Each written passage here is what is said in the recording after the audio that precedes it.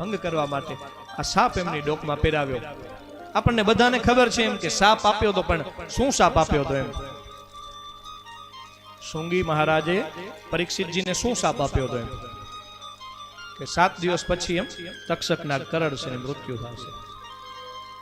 મહાભારત વાંચી હશે એમને ખબર હશે આખો સાપ શું છે।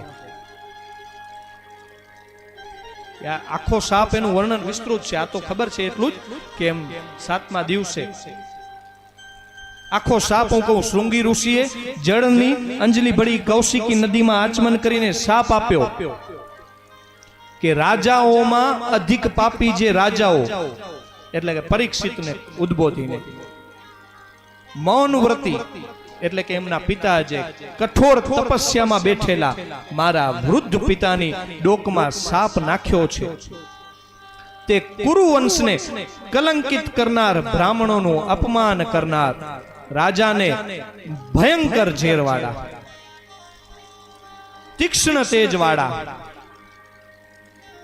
તક્ષક નાગ મારા વચનથી પ્રેરાઈને આજથી 7મી રાત્રિએ, 7મા દિવસે નહીં 7મી રાત્રિએ યમપુરીમાં પહોંચાડશે। આખો સાપ